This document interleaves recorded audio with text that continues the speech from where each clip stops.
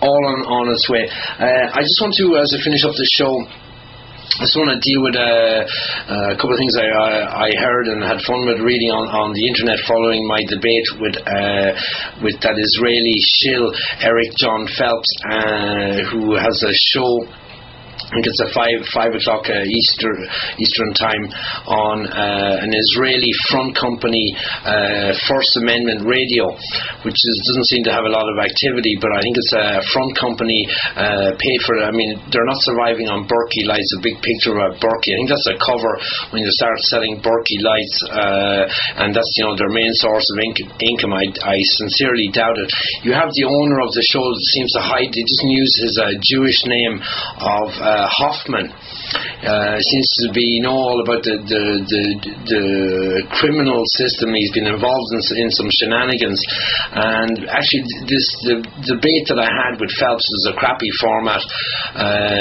I nearly have to sign an agreement to do it, but I said I'd do it anyway, no big deal. See with Phelps, and he lied about the formation of the ADL, trying to blame it on some black guy and the murders of murder of the teen, and he went on more like I wouldn't. If people had switched off after a half an hour, I wouldn't be surprised if he suffered on through 2 hours. On a pity for you. I hope the ads were removed out of it. But that was a complete damage control for Phelps. I contacted him 5 or 6 weeks. I posted the emails I sent to him. I said he's a shill for Israel. He deals in blood diamonds. All the different areas of Africa where people are murdered and forced into mining these diamonds, and that's why we call them blood diamonds. He deals with them. He doesn't mention, or he has mentioned the fact that his wife is Jewish and apparently she's converted. I don't see any, for a religious person, he calls himself brother. All I hear out of him is hatred. He starts off a show, for my white brothers that speak English. Screw you, Phelps, you're a shill. Now, the moderator John we had, if you read what he's written afterwards, he went into debate fully in line with Phelps. He does a show with him every Friday, so it was 2-on-1. Now what people didn't hear was the owner of the station in my ear making it basically 3 against 1, but they still had nothing. They mentioned Archbishop Egan of New York makes you look ridiculous. You look like fools and morons, which is what you are. But Phelps, he got his coming up and so when Tex and AJ went after him, wasn't revealing to me. I'd already known about it. Kind of took a while to filter up about this guy's shenanigans, but I think what we need to look into is this particular radio station. And see what they're up to. They also tried to organise a little poll, which I wasn't told about. I was never even sent a link to the poll, and it was basically who won the debate, Noel or Eric. And after about a week, it was said all week, high 80s, 81, 82% said I won the debate. It didn't mean anything, and the first thing my comment on it was, it's probably going to be a die-bolt voting machine, and it'll turn around. And a week later, nearly to the day, somebody must have spent a good day in a proxy. Somebody voted. I think we had about 500 votes, and then in one day, week 9 days later, someone votes 645 times, and the vote swings. The vote meant nothing to me. You're a bunch of fools, and you're not trustworthy. I'm going to severely critical of Tekra from Concentral for posting, and he puts up for serious research, and you go on, he was doing advertisements today for Amazon. You can buy a version of Canon Law and pre-2000 version, as if that explains to us where the central bank is. Phelps also in the debate tried to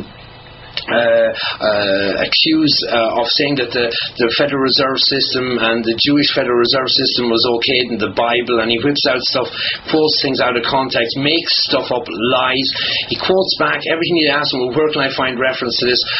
You can find that in my book, Something Assassins. I won't even mention, I wouldn't give him the publicity for his website.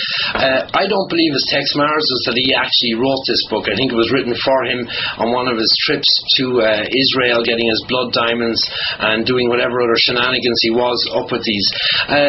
Himself and John seemed to say, well, Noel didn't provide any links. I provided links. The idea is, and I've said it before, I don't know it all. I don't preach that I know it all. But as some information, people are more than hopefully likely to go and check it out and double check it and triple check it. And I said, go to a search engine and type in who owns the Federal Reserve System, and that's not a link. As I said before, if I was to mention a 50-letter URL, I'd waste a lot of time. The stuff I'm talking about is easily found using your favorite search engines before they're completely censored.